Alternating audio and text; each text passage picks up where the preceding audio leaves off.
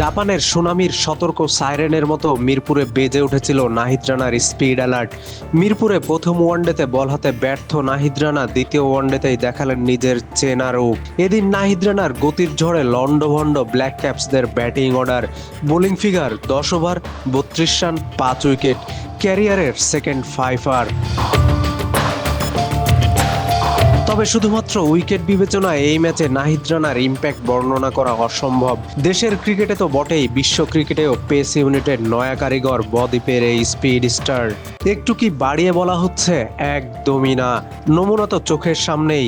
চলমান পিএসএল এ সেরা বোলিং ফিগারটা করে গ্রেট শোয়েব আখতারের মন জিতেছেন।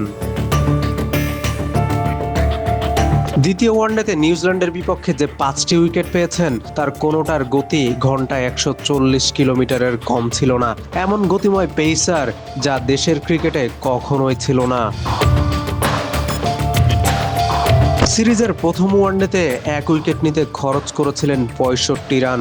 লাইন লেন্থের ছিল না কোনো ঠিক ঠিকানা। কিন্তু দ্বিতীয় ম্যাচে এসে ব্ল্যাক ক্যাপস ব্যাটাররা দেখলো নতুন এক নাহিদ রানাকে। ইনিংসের শুরু থেকেই রানার গতিতে ধসে পড়েছে কিউইদের ব্যাটিং লাইন আপ। 10 ওভারে কেবল একটি মাত্র বল করেছেন 140 কিলোমিটারের কম গতিতে। গতির কি দুর্দান্ত দাপট!